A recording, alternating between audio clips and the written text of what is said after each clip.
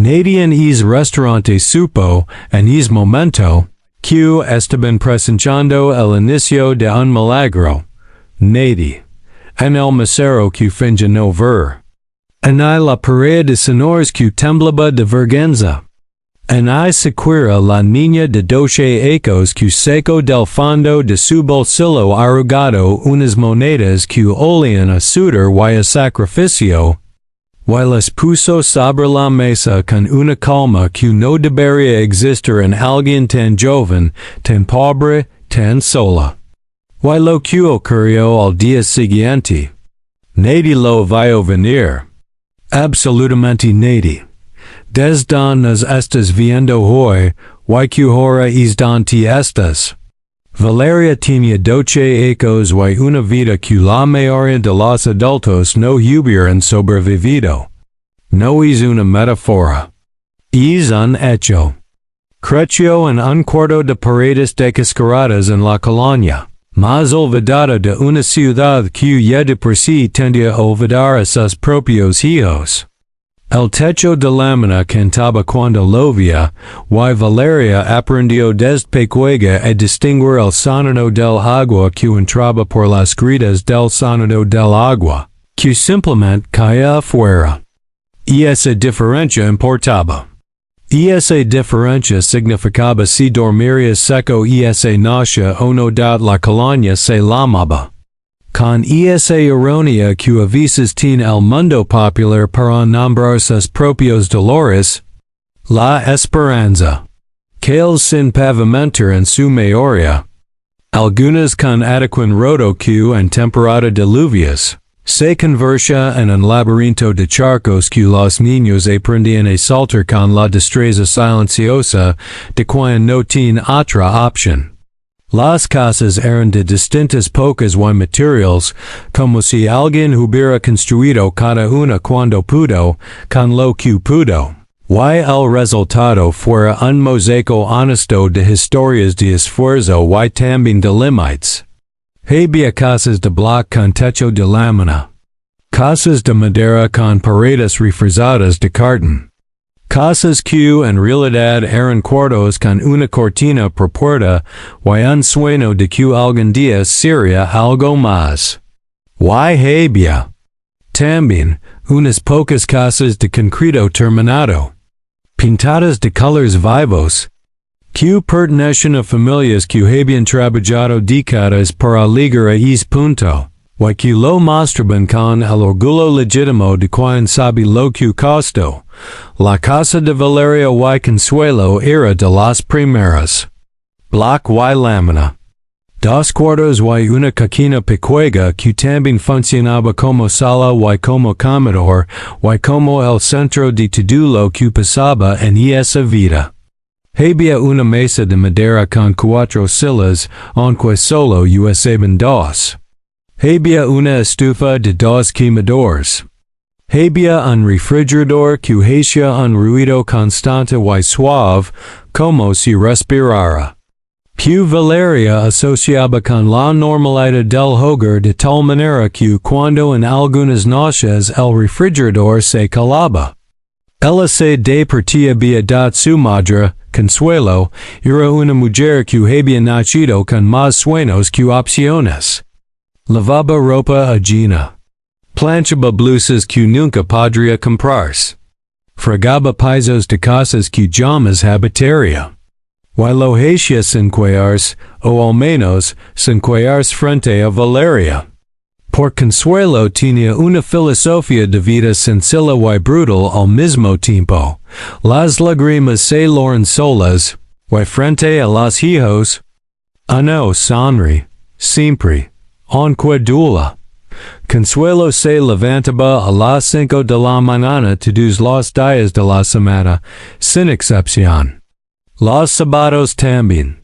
Los domingos cuando podía, dormía hasta las 6:30 y lo consideraba un lujo que pocas personas en el mundo podían darse. Antes de salir de la casa, dejaba el desayuno listo para Valeria en la estufa, generalmente frijoles o huevos, a veces los dos si la semana había sido buena, a veces solo uno de las dos si la semana había apretado. Pero siempre había desayuno. Eso era una regla en esa casa que no admitía excepciones. Valeria no saldría sin comer. A veces Valeria se preguntaba si su madre dormía. Por cuando ella se levantaba, Consuelo ya no estaba.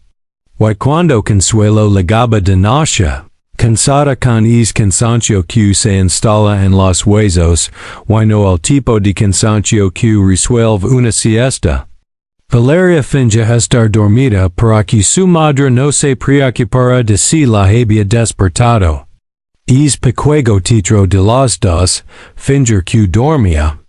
No preguntar por qué tardaba, era su manera de cuidarse mutuamente sin que ninguna de las dos lo nombrara nunca. El padre de Valeria. Era una historia que nadie contaba en voz alta. Una de esas historias que viven en los silencios de las familias, en las miradas que se desvían cuando alguien menciona su nombre. Se fue cuando Valeria tenía 4 años. A quizás Valeria tenía 3. Consuelo nunca fue exacta con esa fecha, y Valeria aprendió a no preguntar así que eran las dos. Consuelo y Valeria. Dos mujeres, una grande y una pequeña, navegando juntas un mundo que no parece haber sido diseñado para ellas. Valeria fue a la escuela hasta sexto año. Después, las cuentas ganaron la batalla que la educación había peleado con todas sus fuerzas. No fue una decisión tomada en una tarde. Fue una rendición que llegó poco a poco, cuenta por cuenta, semana por semana. Hasta que un martes en que Consuelo no pudo pagar el transporte, Valeria simplemente dejó de ir. Y nadie fue a buscarla. Pero Valeria no era el tipo de persona que se queda quieta esperando que el mundo cambie. Tenía algo en los ojos, algo difícil de describir, una especie de fuego tranquilo. No el fuego de la rabia, aunque a veces también había algo de eso. Era más el fuego de quien ha decidido, en algún lugar muy profundo de sí mismo, que no vía renderse. Que no importa cuánto pese el día, ella vía a cargar con él. A los 12 años, Valeria ayudaba a su madre con la ropa. Doblaba sábanas, separaba colors, aprendió a usar la plancha sin quemarse los dedos después de varios intentos dolorosos. Y cuando había tiempo libre, lo que no era frecuente, se sentaba en la banqueta frente a su casa y observaba. Valeria observaba todo. El mundo era su libro de texto, y ella era una alumna que no faltaba a ninguna clase. Fue en uno de esos días de observación, silenciosa cuando su vida cambió para siempre. Aunque ella todavía no lo sabía, era un jueves. Eso lo recordaría después con precisión extraña. Y esa certeza que tienen los momentos importantes de grabarse en la memoria con una claridad casi cruel. Un jueves de noviembre, cuando el aire ya empezaba a tener ese filo que anuncia que el frío viene en camino pero todavía no ha llegado del todo. Valeria tenía que entregar dinero en la tienda de la señora Esperanza. Una duda pequeña de su madre, unos pesos que habían pedido prestados para comprar jaboneras la semana anterior. Consuelo le había dado el dinero contado exacto, sin un centavo de más. Porque así funcionaban las cuentas en esa casa, con precisión quirúrgica. Porque no había margen para el error. Valeria caminó las 6 cuadras hasta la tienda de la señora Esperanza con el dinero apretado en el puño. Era su costumbre. Apretaba el dinero cuando caminaba, como si así pudiera asegurarse de que no se escapara. De que seguiría allí cuando llegara a su destino, pero antes de llegar a la tienda, Tuvo que pasar frente al restaurante del restaurante se llamaba El Rincón de Dona Petra, y era uno de esos lugares que existen en cada colonia popular de México, Picuego. Sin pretensions, con mantelitos de plástico sobre las mesas. Un menú escrito a mano en una pizarrona, y el olor a guisado que se temía por la nariz desde media cuadra antes de llegar. No era un lugar elegante. Pero era un lugar honesto. Y a veces, lo honesto vale más que lo elegante. Valeria pasaba frente a ese restaurante casi todos los días. Nunca había entrado. El dinero para comer fuera era un lujo que existía en otro universo, no en el de ella y su madre. Pero es jueves, algo la de tu no fue un sonado. No fue exactamente una imagen. Fue algo que sintió antes de verlo claramente. Una especie de incomodidad en el ambiente. Como cuando entra alguien con cara de problemas a un cuarto.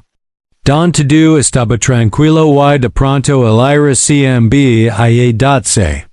detuvo en la banqueta y miró hacia adentro del restaurante.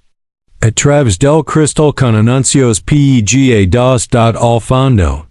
En una mesa junto a la pared estaba sentada una pareja de ancianos. Los dos debían tener más de 70 años. Él llevaba una camisa blanca que alguna vez fue elegante, y ahora mostraba sus ojos con la honestidad silenciosa de la ropa vieja. Ella tenía el pelo blanco recogido en un chongo cuidadoso, y cargaba una bolsa de mano pequeña que apretaba sobre las piernas con las dos manos, como si fuera lo más valioso que tenía, y tenía razón.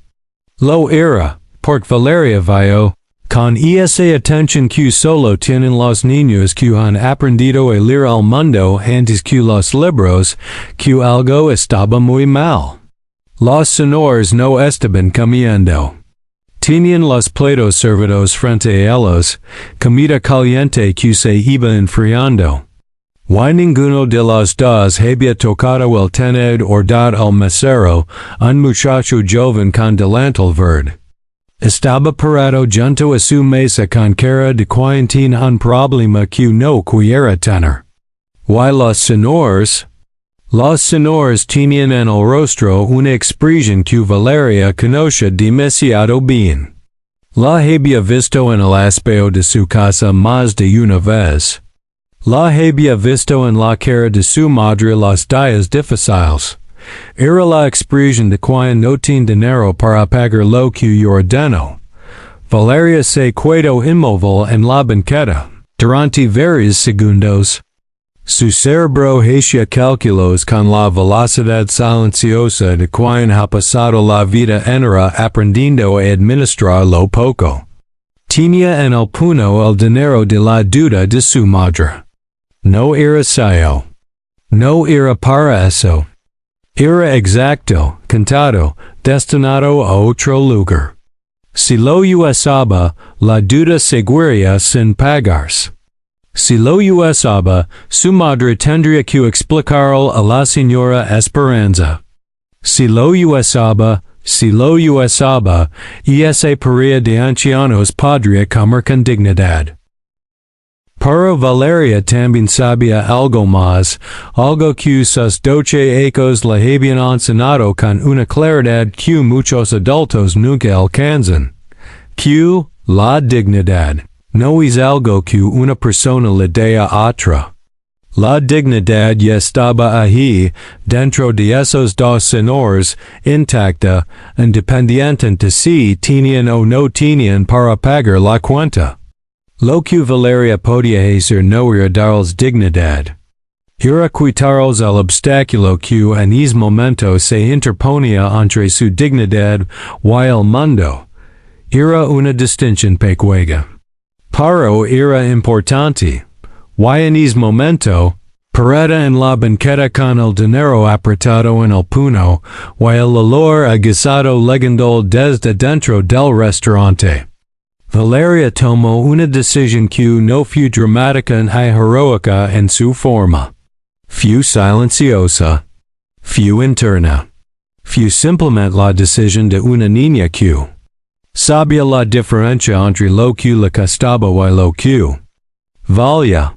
Valeria entró al restaurante al mesero la miró sin entender del todo que hacía esa niña con ropa sencilla y trenzas un poco desordenadas. Los señores la miraron también. Y Valeria caminó directo hacia su mesa, con esa calma que a veces parece imposible en una persona tan joven. Y puso el dinero sobre la cubierta de plástico con un gesto suave, casi ceremonial. Para su comida, dijo simplemente, el restaurante no era grande. Había quizás 8 mesas en total, 5 ocupadas en ese momento. Algunas personas miraron. Otras fingieron no mirar mientras miraban. El ruido de los cubiertos se suspendió un segundo.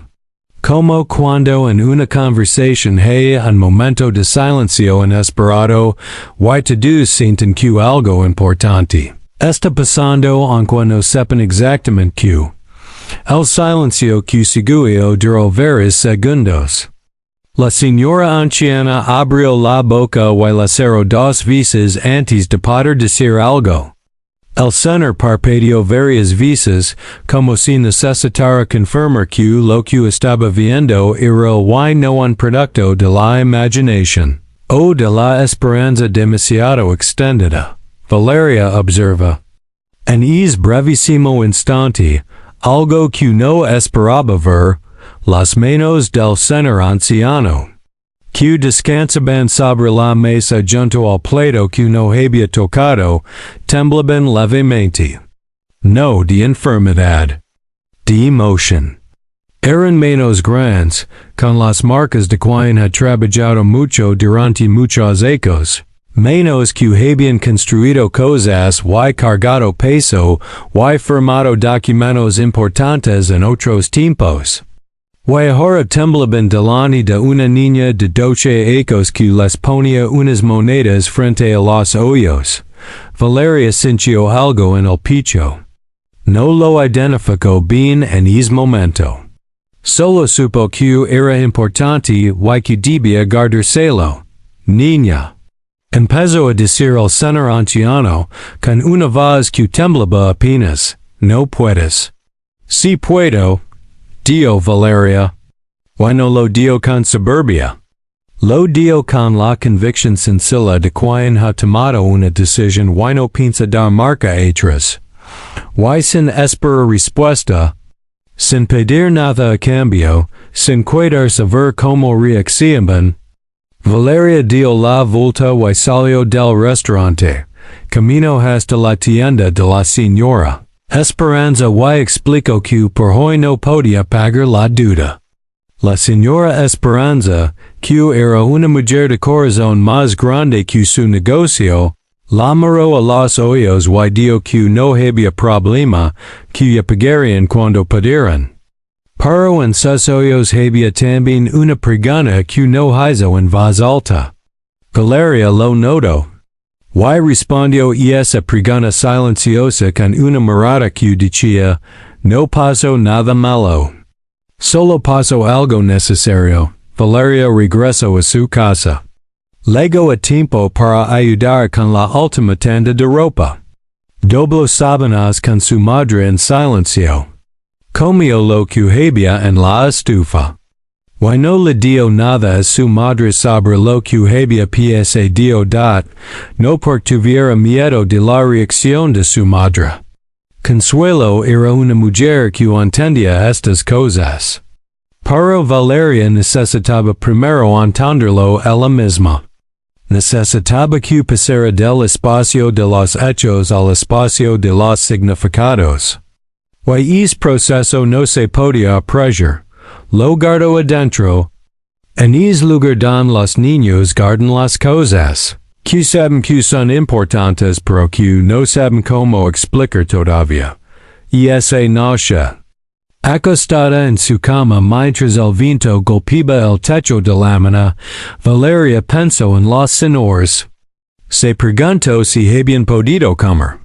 Se preguntó si les había llegado la comida todavía caliente o si estaba fría cuando por fin levantaron los tenedores. Se preguntó si el mesero los había tratado bien después. Se preguntó si habían llegado a casa sin problema. Why después?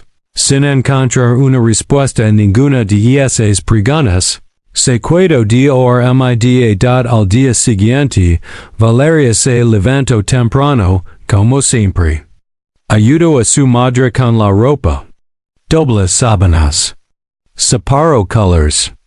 Calentó frijoles para el desayuno. La mañana transcurrió con la normalidad silenciosa de los días ordinarios. Fue después del mediodía cuando el mundo llamó a su puerta. Literalmente tres golpes en la puerta de madera de su casa, firmes pero no agresivos.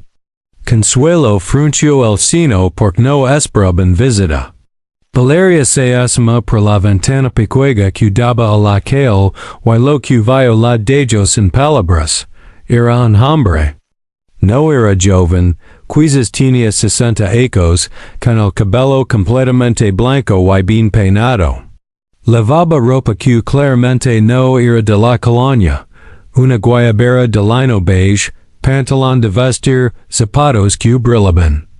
No era ostentoso, pero tampoco era posible confundirlo con alguien del barrio. Había en él algo que Valeria no supo definir en ese momento, pero que después entendería, la tranquilidad particular de quien no necesita demostrar nada a nadie. Junto al hombre, en la banqueta, había un automóvil. Negro, grande, silencioso. Y dentro del automóvil, apenas visible a través del cristal oscuro, se intuía la silueta de alguien más esperando. Consuelo abrió la puerta con cautela. Valeria se quedó parada detrás de ella. Buenas tardes, dijo el hombre. Tenía una voz calmada, de esas voces que no necesitan alzarse para que las escuchen. ¿Es aquí donde vive la niña que ayer estuvo en el restaurante de Dona Petra? Consuelo miró a Valeria. Valeria miró al suelo. Y Consuelo entendió, sin que nadie dijera nada más, que había algo que su hija no le había contado. ¿Qué pasó? Le preguntó Consuelo a Valeria, con esa mezcla de preocupación y autoridad que solo tienen las madres.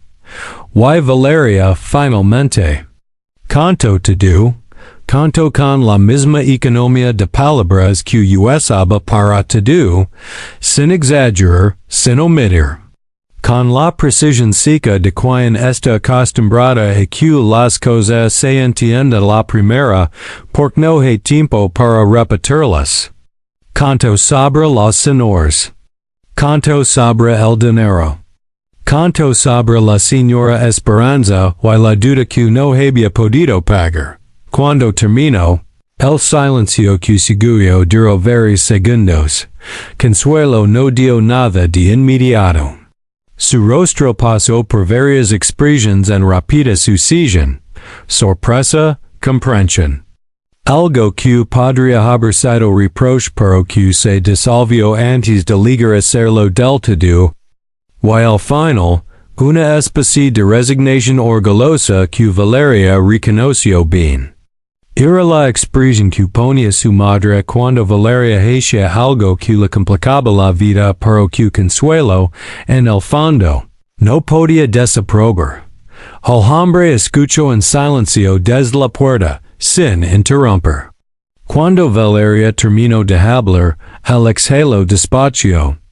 Como quien leva un peso adentro que está aprendiendo, poco a poco. A soltar. Y esa pareja de ancianos que ayudaste ayer, dijo el hombre. Son mis padres. El silencio que siguió fue diferente al del restaurante. Más pesado. Más leno de cosas sin decir. Mi padre fue empresario durante muchos años. Continuó el hombre, y su voz que había empezado tranquila. Empezó a adquirir matices más complejos, más vulnerables. Construyó varias empresas desde cero. Empleó a cientos de personas. Educa a 5 hijos. Para los últimos años no fueron buenos. Hubo dudas. Decisiones equivocadas. Cosas que no salieron como debían. Cuando mi madre me llamó anoche para contarme lo que te había pasado a ti, yo estaba en una junta de negocios en otro estado. Rodrigo hizo una pausa. Se miró los zapatos un momento. Y cuando levantó la mirada, Valeria vio algo en su cara que no esperaba ver en la cara de un hombre que vestía así y llegaba en un automóvil así. Vio culpa. La culpa específica de quien entiende, demasiado tarde. Que estaba tan ocupado construyendo cosas que se olvidó de mirar a las personas que más importaban. Mis padres no me habían dicho que las cosas estaban tan mal. Para no preocuparme, dijeron. Para no ser una carga, dijeron. Salieron a dar un paseo, como hacen algunos domingos, y se les antojó comer algo. Pensaron que tenían suficiente. No lo tenían. Y en lugar de llamarme, en lugar de pedirle al mesero que esperara, se quedaron sentados sin saber qué hacer, muertos de vergüenza. Volvió a detenerse. Cuando levantó la mirada, sus ojos estaban brillantes. No delantó exactamente, sino de algo más complejo. De esa emoción que no tiene nombre claro pero que todos reconocimos cuando la vimos. Una niña de 12 años fue la única persona en ese restaurante que hizo algo. No el mesero. No los otros clientes. Miró a Valeria directamente. Y Valeria, que había pasado toda su vida aprendiendo a no necesitar que nadie la mirara con esa clase de reconocimiento, sintió algo que no supo muy bien como manager. Algo que le empezaba en el pecho y le subía al cuello y que tuvo que tragar para que no se le escapara por los ojos. Vine a devolver el dinero, dijo el hombre, y sacó del bolsillo un sobre. Pero también vine por quiero hacer algo más, si me dicen. Consuelo y Valeria se miraron. Y fue Consuelo quien habló, con la dignidad sencilla de las mujeres que han aprendido a vivir sin pedir favors, pero también han aprendido a reconocer cuando algo es genuino. Pan, por favor. El hombre que entró a esa casa pequeña de paredes descaradas se llamaba Rodrigo. Rodrigo Fuentes Villanueva. Y durante la siguiente hora, sentado en la única mesa de la cocina con un vaso de agua entre las manos, les contó su historia. Había nacido en una familia humilde, no tan distinta a la de ellas. Su padre, don Ernesto, había construido su primer negocio vendiendo tamales en una carretilla cuando Rodrigo tenía 6 años. Rodrigo recordaba levantarse a las 4 de la mañana para ayudarlo antes de ir a la escuela. Recordaba el frío de esas madrugadas. Recordaba las manos de su padre, siempre calientes de tanto trabajar. Siempre oliendo a masa y chile. Don Ernesto había crecido hasta tener una empresa de distribución de alimentos que llegó a emplear a 300 personas. Rodrigo y sus hermanos habían estudiado con el fruto de ese trabajo. Rodrigo se había convertido en ingeniero industrial, después en empresario. Y eventualmente en un hombre con recursos suficientes para no preocuparse por el dinero de una comida en un restaurante de Colonia. Pero sus padres nunca le dijeron que estaban pasando apuros. Después de retirarse, Don Ernesto había intentado invertir en un negocio de un amigo. El negocio fracasó. Las dudas llegaron. Y en lugar de pedir ayuda a sus hijos, que hubieran dado cualquier cosa por resolverlo, Don Ernesto y Dona Carmen siguieron su vida lo más normalmente posible, recortando gastos poco a poco, silenciosamente. Con la dignidad dolida de quien ha dado toda su vida, y no sabe cómo recibir. Mientras años de todo, dijo Rodrigo. Y su voz cargaba algo que sonaba a culpa y a amor al mismo tiempo. Mi madre me llamó llorando. No parló de la comida, aunque eso también. Sino porque dijo que le daba vergüenza que una niña que claramente tenía menos que a los hubiera sido quien los ayudara. Y que esa vergüenza la hacía sentir que habían fallado en algún lugar. Hizo una pausa. Pasé la noche pensando en ti, Valeria. En lo que hiciste. Y decidí que tenía que venir. Lo que Rodrigo propuso esa tarde en la cocina pequeña de Consuelo y Valeria no fue lo que ninguna de las dos esperaba. No llegó con un sobre lleno de billetes y una palmadita en la espalda. No llegó con promesas vagas y una sonrisa de benefactor. Lo que propuso fue algo diferente. Algo que hablaba de un hombre que había pensado mucho durante la noche anterior sobre lo que realmente importa en la vida. Propuso que Valeria volviera a la ESCU y la edad no solo eso. Propuso pagar su educación completa, no de manera paternalista, sino a través de un acuerdo que él mismo llamó de igual a igual. Explicó que tenía una fundación pequeña, de nombre discreto, que apoyaba a jóvenes con potencial en comunidades de bajos recursos. No era caridad, dijo con énfasis.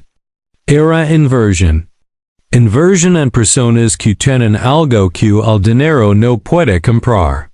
En ese restaurante, dijo Rodrigo, mis padres me describieron tus ojos cuando pusiste el dinero en la mesa.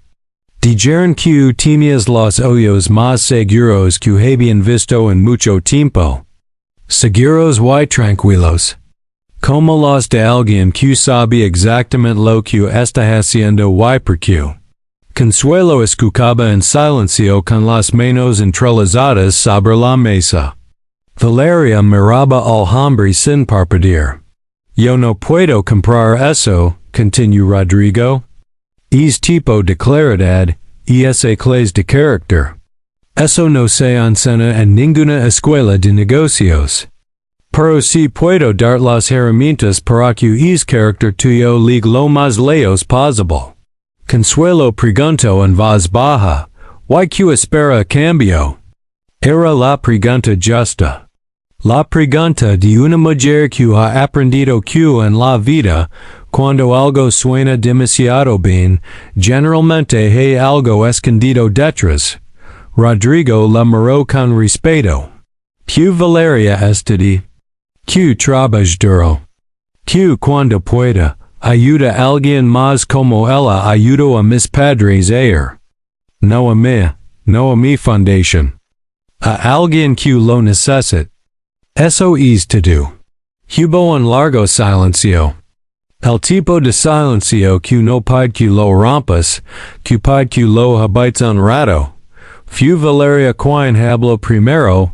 ¿Puedo pensarlo? Rodrigo sonrió. Y en esa sonrisa había algo que decía que esa pregunta, precisamente esa pregunta, era la confirmación de todo lo que necesitaba saber. Tomad el tiempo que necesites. Valeria pensó durante 3 días. Esos 3 días fueron intensos en su interior. Aunque por fuera todo parecía igual de ordinario. Lavaba ropa con su madre. Calentaba frijoles. Barría la banqueta. Pero por adentro, algo estaba moviéndose, reorganizándose, Como cuando reorganizas un cuarto pequeño, y de pronto descubres que caben más cosas de las que crees. Tenía miedo. Eso era lo primero que tenía que admitir. Y tardó casi un día entero en admitirlo porque el miedo era una emoción que Valeria había aprendido a no darle demasiado espacio. Pero estaba ahí. Miedo a que todo fuera demasiado grande para ella. Miedo a no ser suficiente. Miedo, sobre todo, a querer algo y luego perderlo. Querer duel más cuando tienes menos.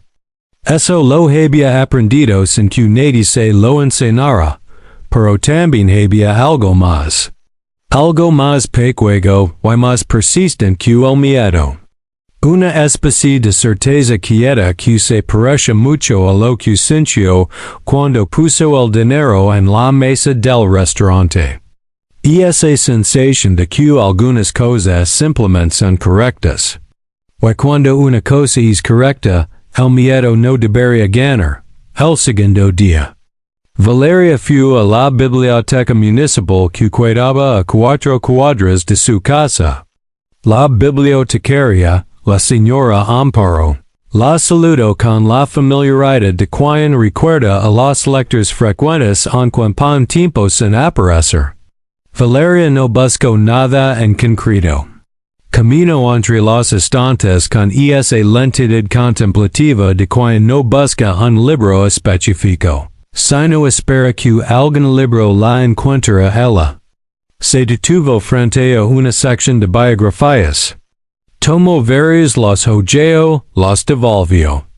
Al final se sentó en una de las mesas del fondo con un libro. Sobre mujeres que habían construido cosas importantes desde condiciones difíciles. No eran historias de magia ni de suerte. Eran historias de decisiones. De momentos en que alguien tuvo enfrente una puerta abierta y decidió si entrar o no. Valeria leyó durante 3 horas seguidas hasta que la señora Amparo empezó a apagar las luces del fondo. Ningún libro le dio la respuesta. Pero los libros nunca dan respuestas. Dan compañía. Y a veces, la compañía correcta y suficiente para que uno encuentre la respuesta que ya tenía adentro. El tercer día, Valeria no fue a ningún lado especial. Se quedó en casa. Ayudó a su madre en silencio.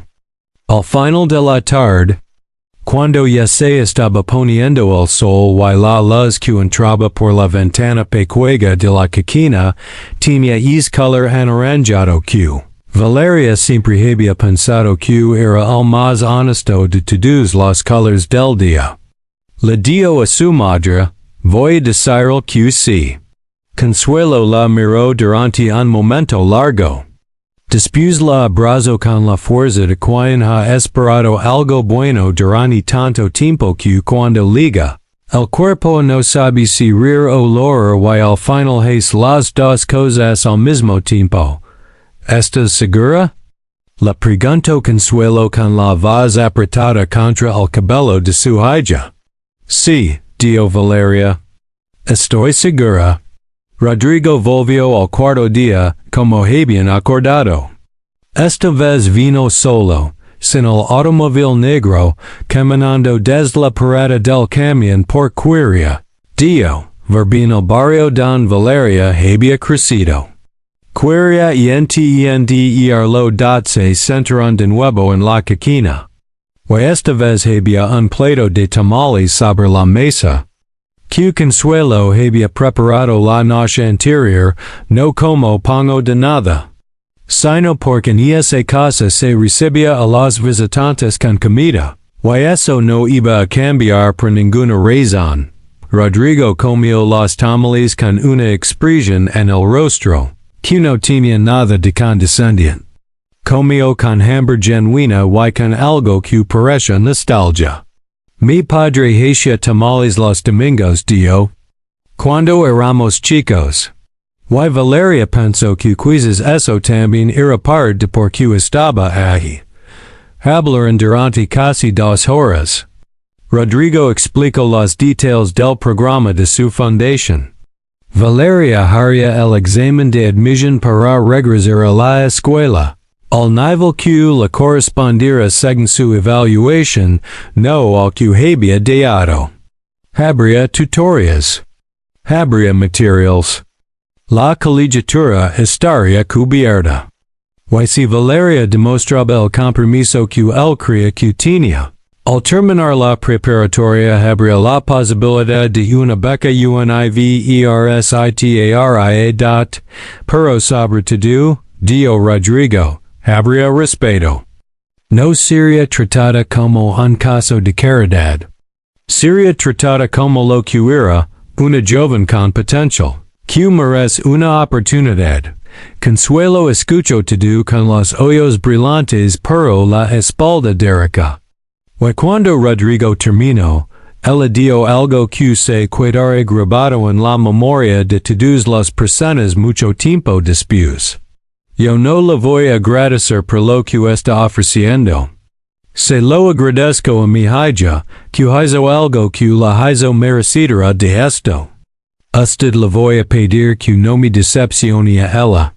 Rodrigo la miró un segundo en silencio. Después asintió.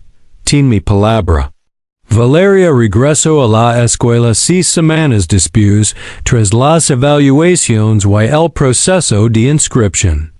Era una escuela secundaria a 15 minutos de su casa, no la más nueva, no la más grande.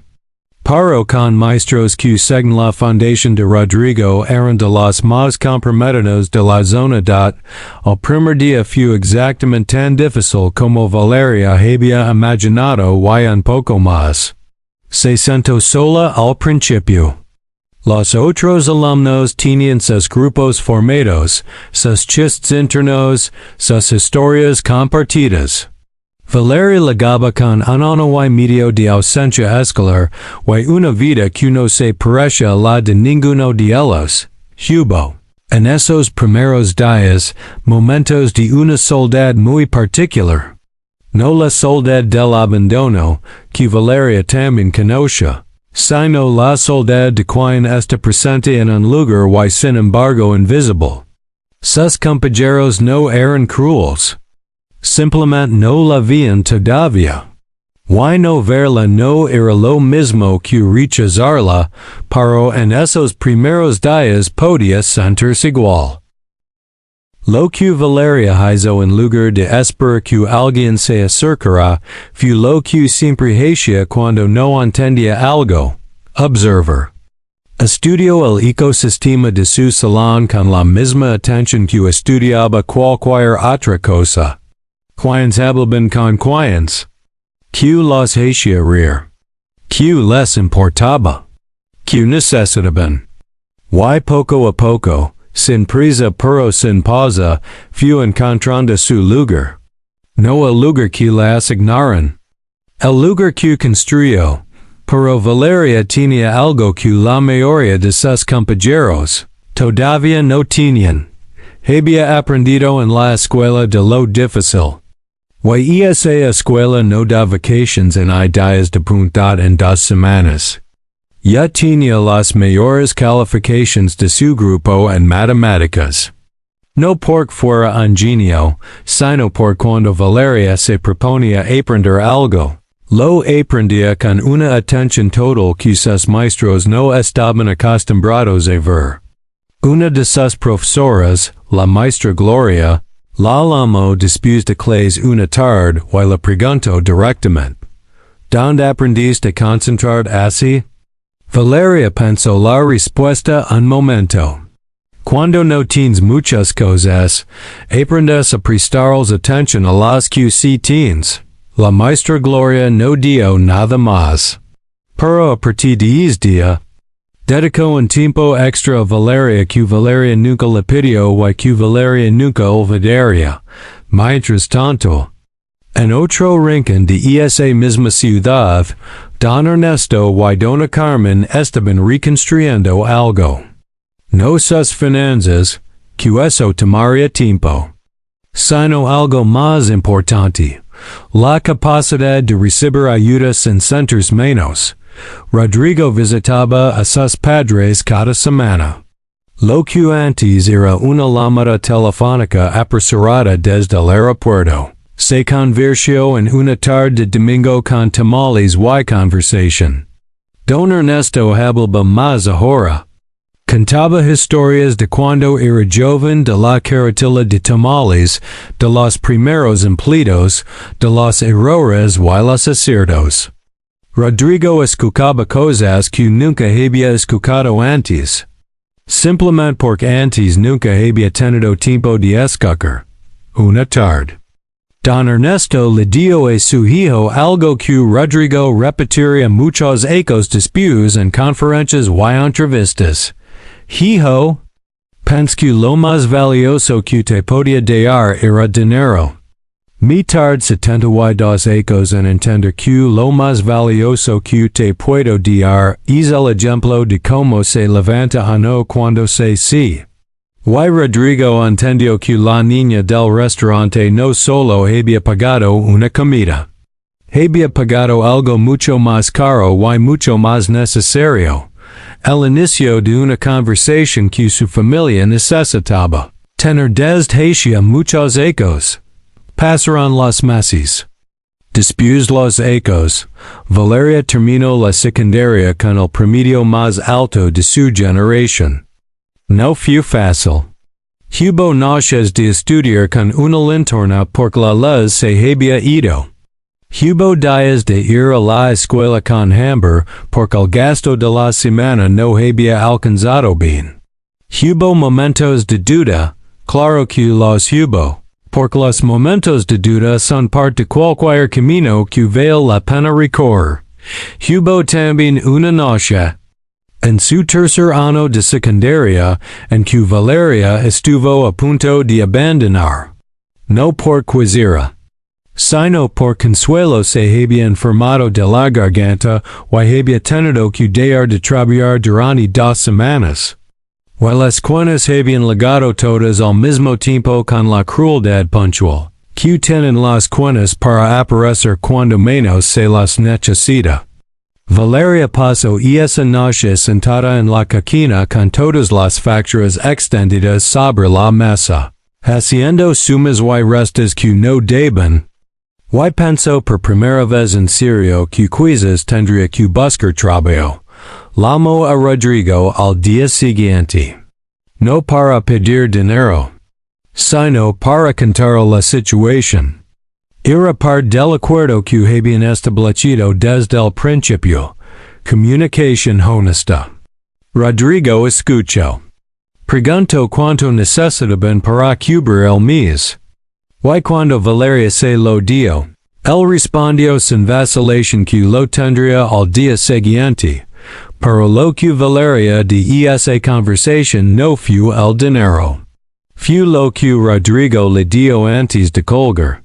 Pedir ayuda cuando la necesitas no es rendirse. Es ser honesta. Y ser honesta requiere más valencia que seguir calada hasta que el problema sea más grande. Valeria guardó esa frase en el mismo lugar donde guardaba las cosas más importantes, pero Valeria tenía algo que la sostenía en esos momentos. Tenía el recuerdo de una tarde de noviembre frente a un restaurante. Tenía el recuerdo de 2 manos ancianas temblando sobre una mesa. Tenía el recuerdo de lo que se siente cuando se hace lo correcto aunque cueste.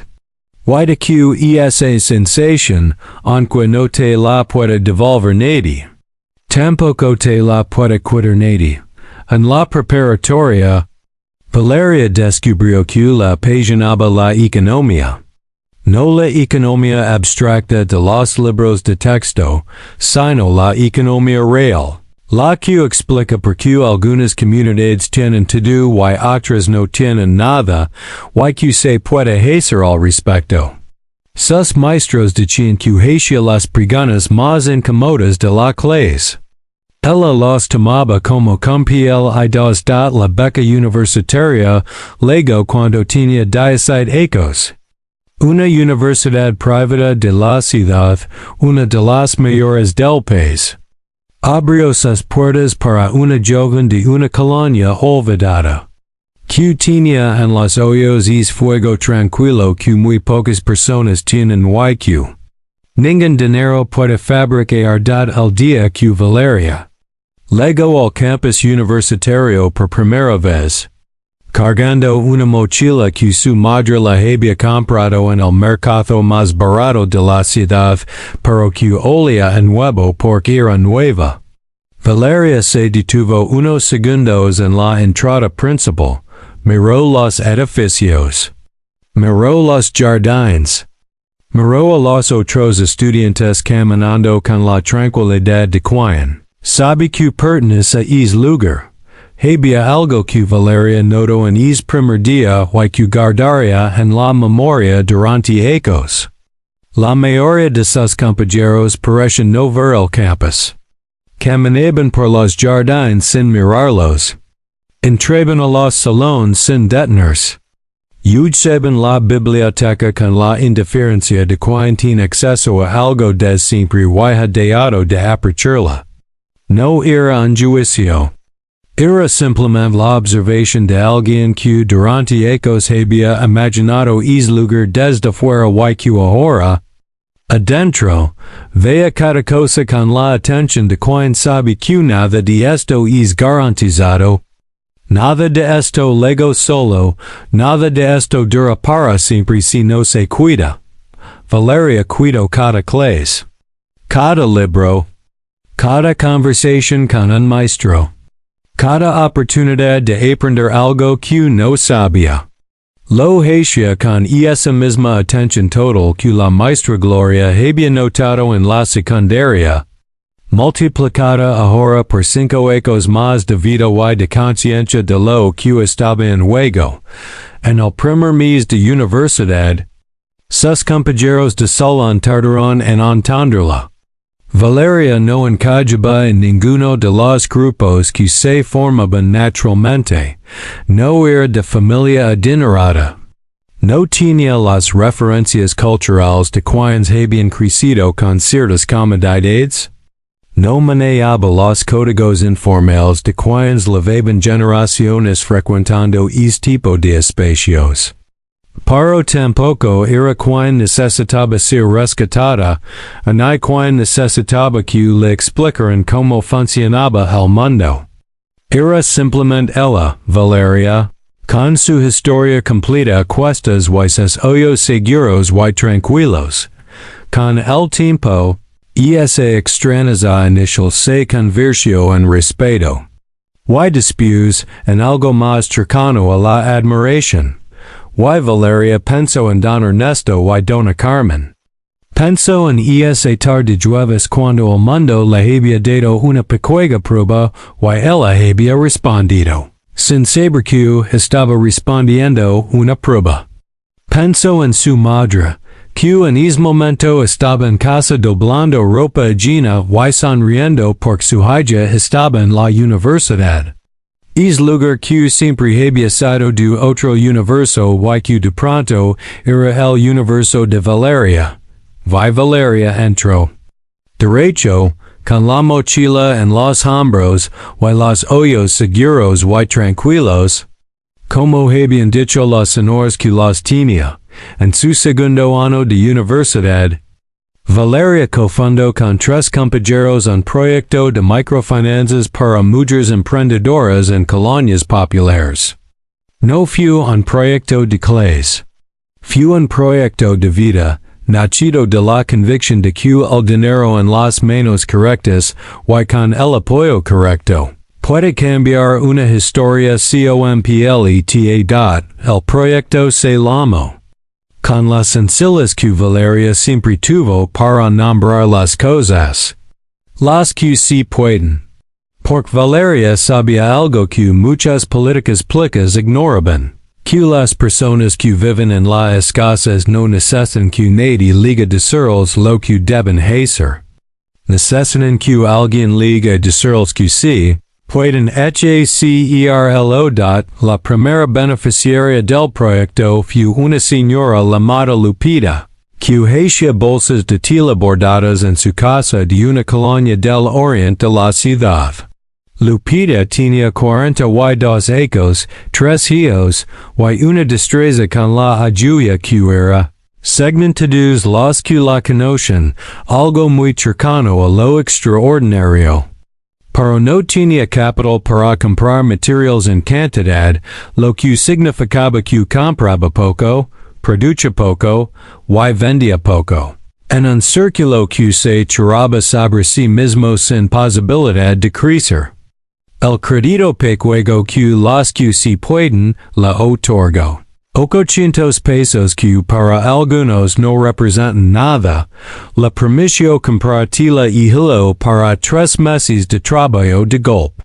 En 3 meses, Lupita había duplicado su producción. En 6, tenía pedidos para los siguientes 4 meses. El día que Lupita llegó a la oficina, pequeña del proyecto a devolver el crédito. Pagado completo con los intereses mínimos que el programa cobraba para sostenerse. Trajo además una bolsa bordada especialmente para Valeria. En el centro, con hilo dorado, había un par de manos abiertas. Valeria la miró durante un momento largo. ¿Por qué manos? La preguntó. ¿Por ti me las tendiste? Dijo Lupita. Yo las tom.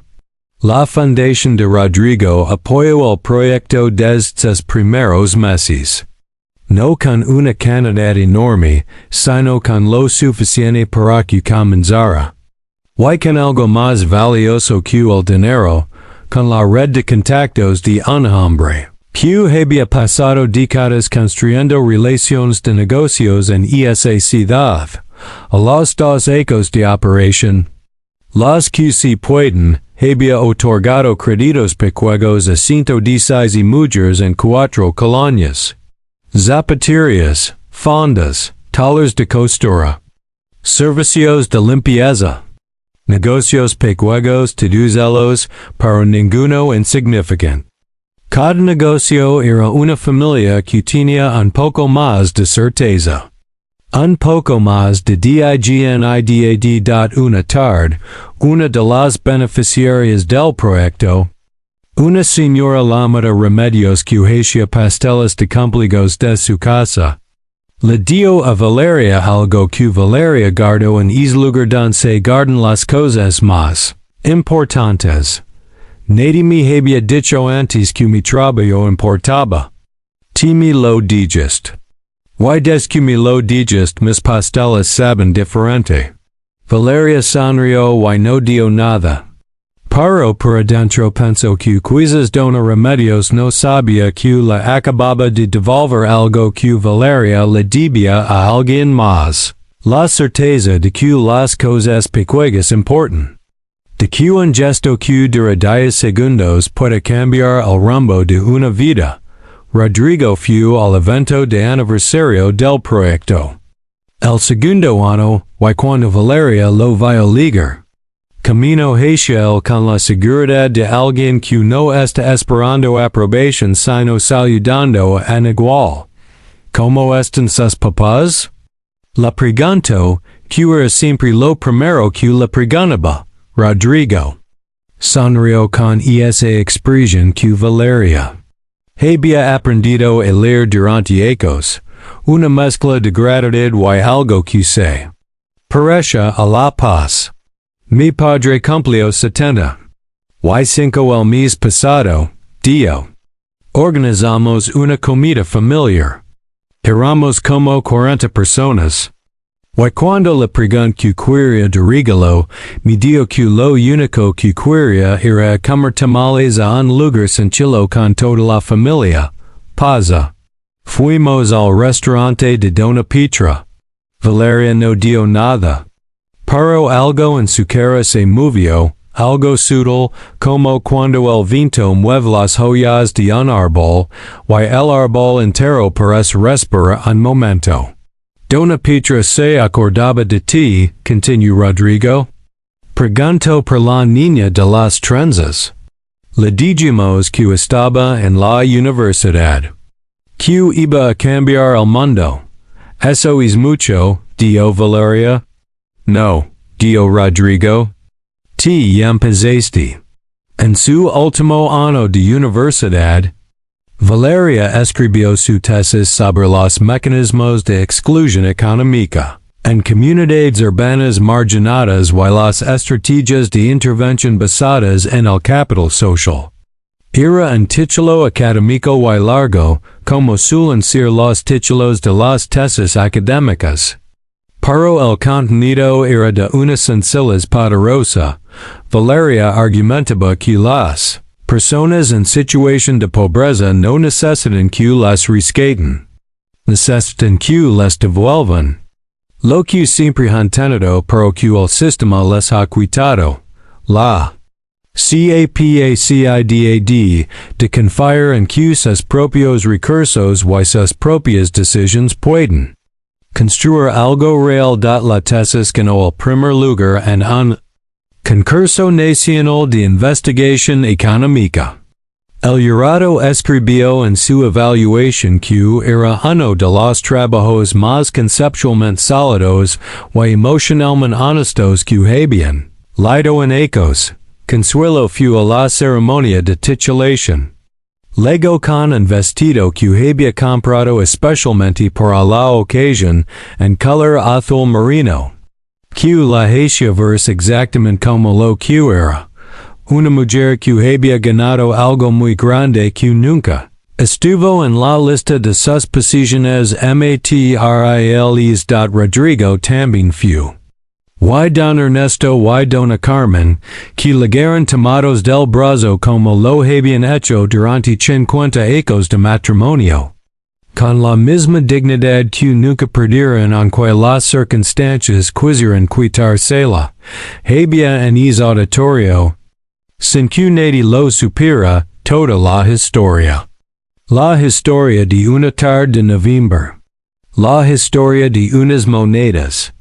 La historia de un hombre que llegó a llamar a una puerta.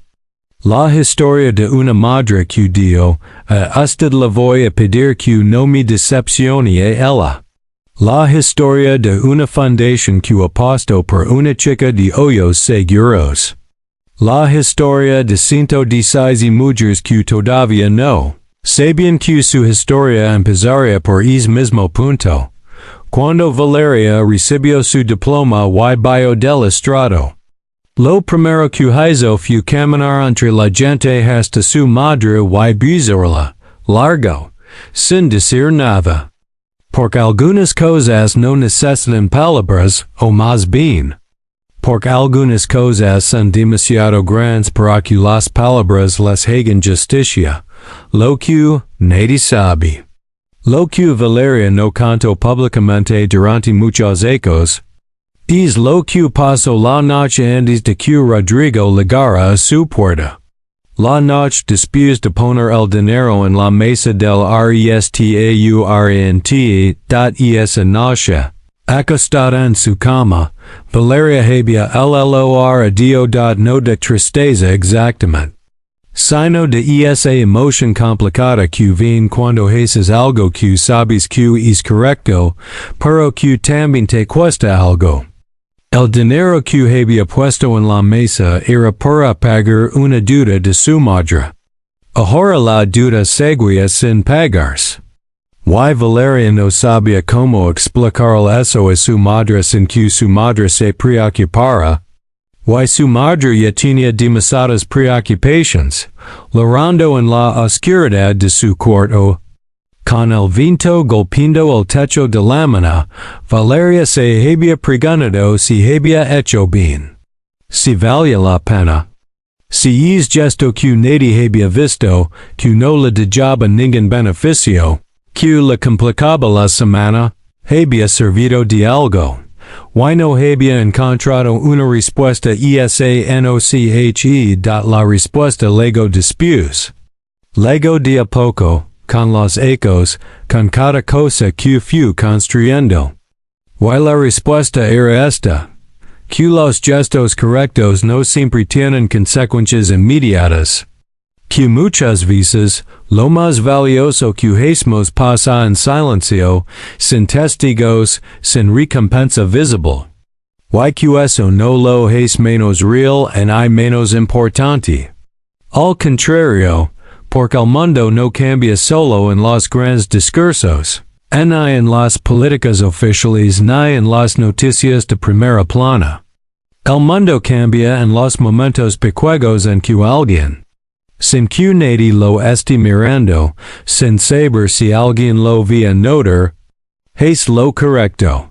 Una niña pone unas monedas en una mesa, y ecos después. 116 mujeres tienen un negocio que no tenían. Y don Ernesto, que tiene 75 ecos y el corazón todavía lleno de historia. Como tales en familia y no tiene miedo de pedir ayuda. Y consuelo doble ropa llena con la espalda más derecha. Porque sabe que su hija aprendió lo que ella le enseñó. Que la dignidad no se mide en lo que tienes, sino en lo que eres capaz de dar cuando tienes poco. Y Rodrigo, que pensó que le iba a enseñar algo a Valeria. Terminó aprendiendo más de lo que enseñó. Y la maestra Gloria sigue dando clases. Pero ahora cuenta la historia de una alumna que le dio que cuando no tienes muchas cosas, aprendas a prestarles atención a las que sí tienes. Y esa alumna le cambió la forma de enseñar. Y el mesero del restaurante, que fingió no ver esa tarde de noviembre, cargó ese momento durante meses. Se preguntó más de una vez por qué no había hecho algo él. Y la respuesta que se fue dando, aunque dolorosa, también lo fue cambiando. Y todo empezó con una niña de 12 ecos, y unas monedas que olían a sudor y a sacrificio, y una pregunta que Valeria se ha hecho a sí misma muchas veces a lo largo de los ecos. Una pregunta que la han hecho también en entrevistas y conferencias. Una pregunta que parece sencilla pero que tiene un fondo muy profundo. ¿Qué hubiera pasado si no hubieras entrado al restaurante ese día? Valeria siempre tarda un momento antes de responder. Y su respuesta siempre es la misma, aunque la diga con palabras distintas cada vez. Hubiera seguido caminando. Hubiera pagado la deuda de mi madre. Hubiera llegado a casa a tiempo para doblar la ropa. Y el día siguiente hubiera hecho lo mismo. Y las cosas hubieran seguido exactamente como estaban. Pausa. Pero yo ya no hubiera sido la misma. Por cuando vimos algo que está mal y sigamos caminando, eso también nos cambia. Solo que hacia el otro lado. Valeria tiene ahora 27 ecos. Dirige las que se pueden a tiempo completo desde 3 ecos. El proyecto opera en 11 colonias de 3 ciudades distintas. Han apoyado a más de 800 mujeres. El índice de repago de los créditos es del 94%, uno de los más altos de cualquier programa similar en el país. Consuelo llenó lava ropa llena. Lo de yo hace 2 ecos cuando Valeria pudo darle esa noticia con la voz firme y los ojos brillantes de quien ha estado esperando ese momento durante mucho tiempo. Consuelo ahora ayuda en el proyecto. Hace visitas domiciliarias a las beneficiarias. Las escucha. Les cuenta su propia historia cuando hace falta. Según todas las mujeres que la conocen, la persona más útil de todo el equipo. Don Ernesto y Dona Carmen siguen en su casa. Rodrigo las visita todos los domingos. Y de vez en cuando, en fechas especiales, van todos juntos al restaurante de Dona Petra, que sigue ahí, con sus mantelitos de plástico, y su olor a guisado y su pizarrón escrito a mano. Dona Petra pon siempre la misma mesa. La del fondo, junto a la per la misma mesa.